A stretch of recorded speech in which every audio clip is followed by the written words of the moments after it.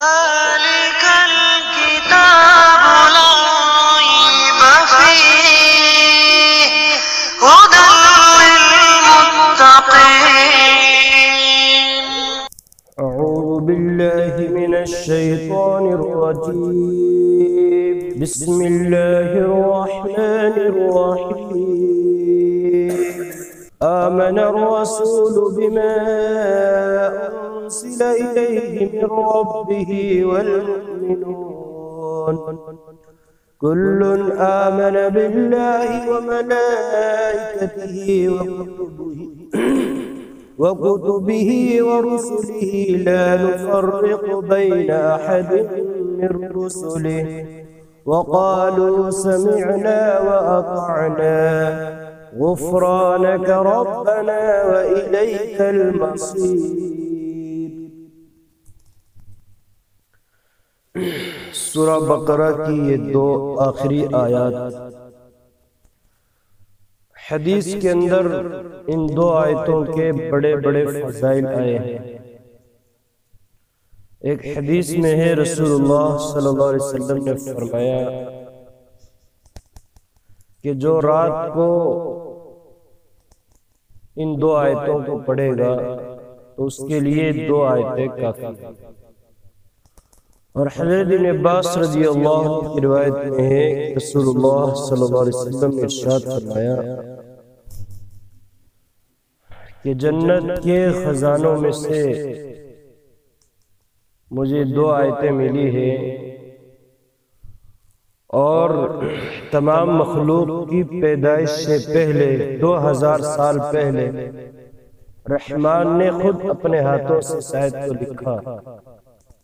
کہ جو ان آیتوں کو عشاء کی نماز کے بعد پڑھ لے تو وہ تہجد کے قائم مقام ہے.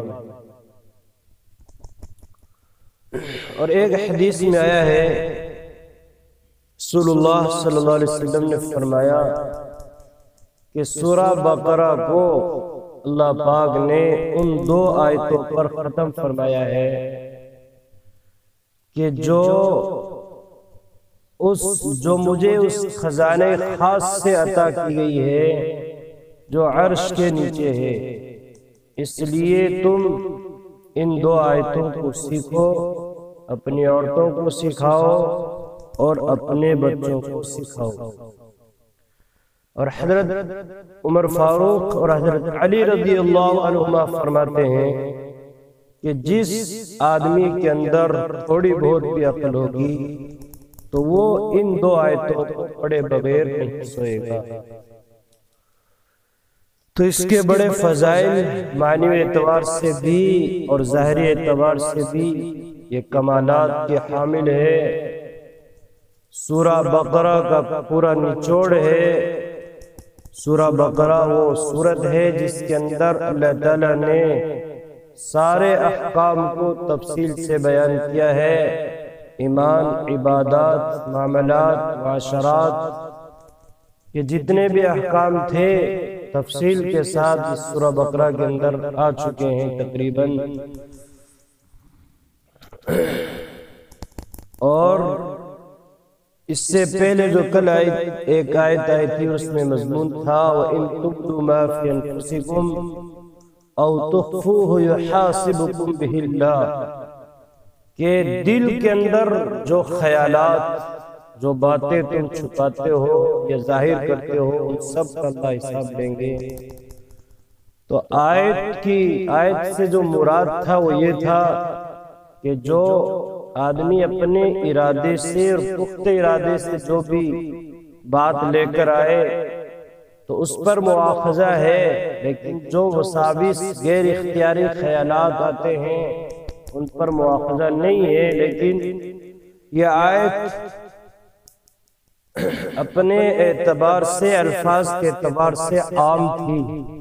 تو اس کے اندر یہ بھی سمجھا جا رہا تھا کہ غیر اختیاری جو وساوس آتے ہیں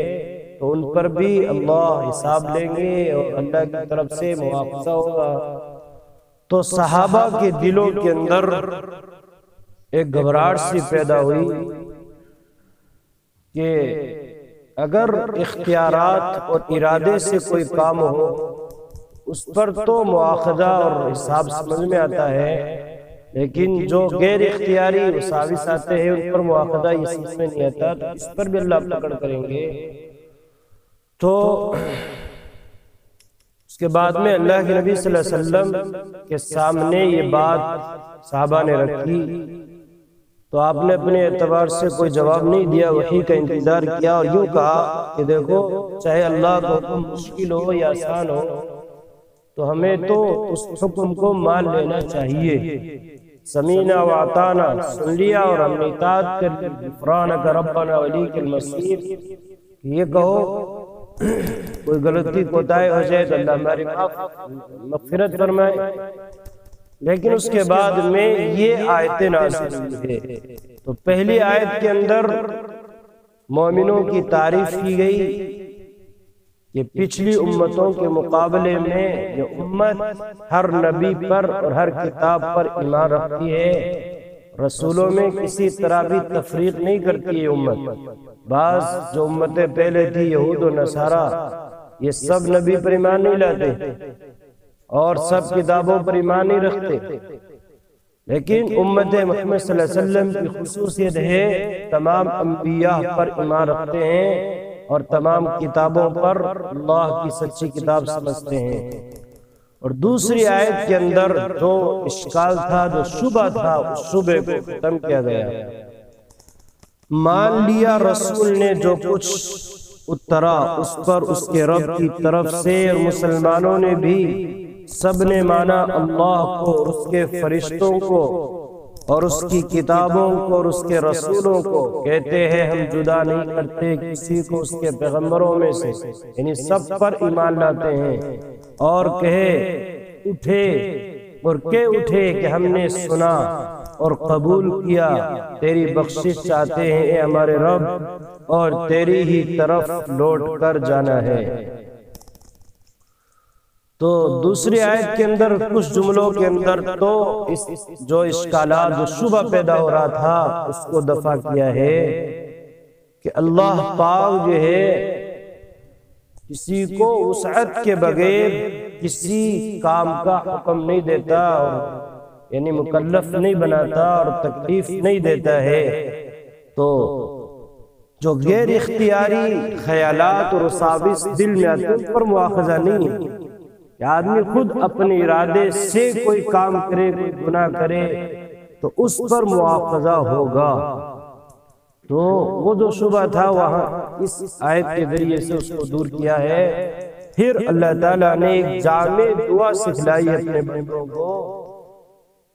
کہ یہ دعا کرو کہ اگر بھولے چکے سے کوئی بھی گناہ ہو تو ہمارے گناہ کو معاف فرما، اور ہمارے اوپر کوئی بھاری حکم کا بوجھ نہ ڈال، کہ جس طریقے سے پچھلی امتوں کے اندر ایسے احکام تھے کہ اگر کپڑا ناپاک ہو جائے تو دھوئے تب بھی پاک نہ ہو، اور بھی ان کے ہاں مشکل احکام تھے، تو ایسے احکام اس امت کو نہیں دیے گئے اور اس کی دعا بھی سکھلائی گئی۔ اور اسی طریقے سے اللہ کی طرف سے کوئی، یعنی اگر انسان کوئی خطا کر جائے تو اللہ کی طرف سے اس کو معافی مانگے، مغفرت مانگے اور اللہ سے رحمت کی دعا کرے۔ تو اس کے اندر ساتھ ساتھ ایسے کلمات بھی ہیں جو یعنی جن کے اندر جامع دعا ہے، اس لیے یہ دونوں آیتیں ہر آدمی کو یاد ہونی چاہیے کہ ایک تو اس کا ورد رکھے عشاء کی نماز کے بعد، یہ دونوں آیتیں پڑھ کر سوئیں، اور اسی طریقے سے جو الفاظ دعا کے آئے ہیں، جو کلمات، وہ اپنی دعا کے اندر بھی ان کلمات کو پڑھیں۔ لا يكلف الله نفسا إلا وسعها لها ما كسبت وعليها ما اكتسبت ربنا لا تؤاخذنا إن نسينا أو أخطأنا ربنا ولا تحمل علينا إصرا كما حملته على الذين من قبلنا ربنا ولا تحملنا ما لا طاقة لنا به واعف عنا واغفر لنا وارحمنا أنت مولانا فانصرنا على القوم الكافرين۔ اللہ تکلیف نہیں دیتا کسی کو مگر جس قدر اس کی گنجائش ہے اسی کو ملتا ہے جو اس نے کمایا، یعنی جو بھی نیک کام کیا تو اس کو اس کا بدلہ ملے گا، اور اسی پر پڑتا ہے جو اس نے کیا، یعنی کوئی گناہ کا کام کیا اپنے ارادے سے تو اس پر اس کا مواخذہ ہوگا۔ اے ہمارے رب نہ پکڑ ہم کو اگر ہم بھولے یا چوکے، کوئی بھول چوک ہو جائے یعنی غیر اختیاری کوئی گناہ ہو جائے تو اس پر پکڑ نہیں ہے، ہمیں نہ پکڑ۔ اے ہمارے رب اور نہ رکھ ہم پر بوجھ بھاری جیسا رکھا تھا ہم سے پہلے اگلے لوگوں، جو احکام مشکل تھے وہ مشکل احکام ہمیں نہ دے۔ اے ہمارے رب اور نہ اٹھوا ہم سے وہ بوجھ کہ جس کی ہم کو طاقت نہیں، اور درگزر کر ہم سے اور بخش ہم کو اور رحم کر ہم پر، تو ہی ہمارا رب ہے، مدد کر ہماری کافروں پر۔